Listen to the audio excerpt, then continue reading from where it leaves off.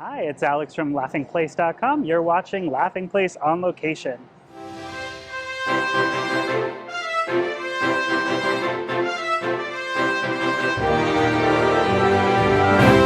Today we're here at Disney's El Capitan Theatre in Hollywood for the opening night fan event of Captain America: Brave New World. The El Capitan was part of a trio of original theaters that were put in here on Hollywood Boulevard, the first of which was the Egyptian. The El Capitan Theatre opened in 1926, that's 2 years before the invention of Mickey Mouse. And the third theater as part of that trio was the Chinese Theater, which opened a year after the El Capitan in 1927. Coincidentally, they are also playing Captain America: Brave New World right now.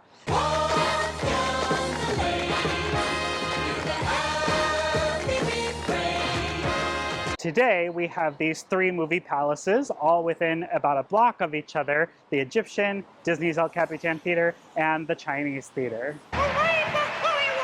The first film to premiere at the El Capitan Theatre was Citizen Kane in 1941. Prior to Disney purchasing it, it did change hands a few times, including being owned by Paramount at one point, which was poignant because when Disney purchased it in 1989, it was under the leadership of Michael Eisner, who was the previous president of Paramount Pictures. After it became Disney's El Capitan Theatre, the first film that actually premiered here was Disney's The Rocketeer. The Rocket who? The most recent film to premiere here stars a superhero with a different kind of jetpack, Captain America: Brave New World. I'm in pursuit. We've got Sam Wilson back as Captain America, coming right off the events of Falcon and the Winter Soldier. Anthony Mackie was introduced as Sam Wilson in the MCU in the second Captain America film, The Winter Soldier, and was given Steve Rogers' shield at the end of Avengers Endgame. How does it feel? Like it's someone else's. It isn't. The Disney Plus series Falcon and the Winter Soldier grappled with Steve Rogers' decision and Sam Wilson's belief that his friend made the wrong choice. But in the end, both Sam and Bucky Barnes decided that the shield was best kept in Sam's possession.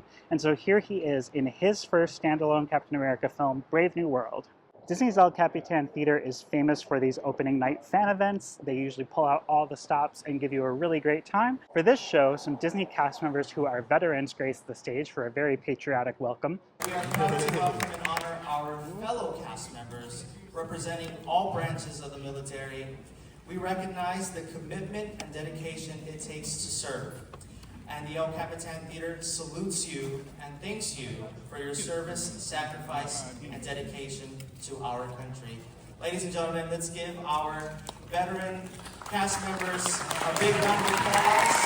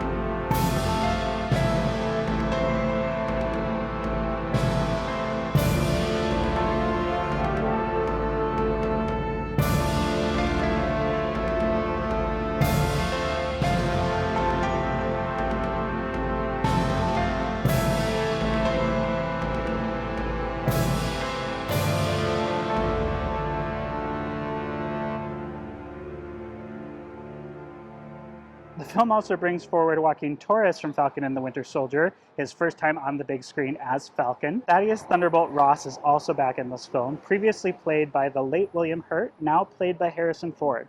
When he was Secretary of State, he helped drive the Sokovia Accords, also known as the Superhero Registration Act, which caused the Civil War in the third Captain America film. If you haven't seen The Incredible Hulk in a while, it might be good to revisit that film, as in some ways this is the most direct sequel to The Incredible Hulk that we've received yet, aside from the absence of Bruce Banner, whose story continued in all of the Avengers films, Thor Ragnarok, and the Disney Plus series She-Hulk. Now might be a really good time for you to get angry. That's my secret, Cat.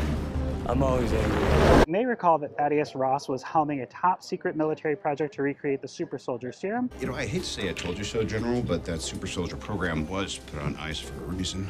Which is how Bruce Banner unintentionally became the Hulk. Returning to the MCU for the first time since The Incredible Hulk is Tim Blake Nelson as Samuel Stearns, who plays a key role in Brave New World, particularly the parts that pertain to the Red Hulk, which has maybe been overused in the ad campaign. The Eternals also come somewhat into play. If you haven't seen it, that's okay. All you need to know is that a giant metallic being called the Celestial is in the Indian Ocean. Celestial also appears in Guardians of the Galaxy Cosmic Rewind at Epcot. Perhaps that really big man outside your ship. That is a big man. If you're feeling some level of fatigue around the expansiveness of the Marvel Cinematic Universe, Captain America Brave New World may not be as satisfying as any of the Phase 1 films. It's my least favorite of the 4 standalone Cap films, but if you loved The Falcon and the Winter Soldier, this film is for you. And Hulk fans who have been waiting for a follow-up to the 2008 film finally get their wish.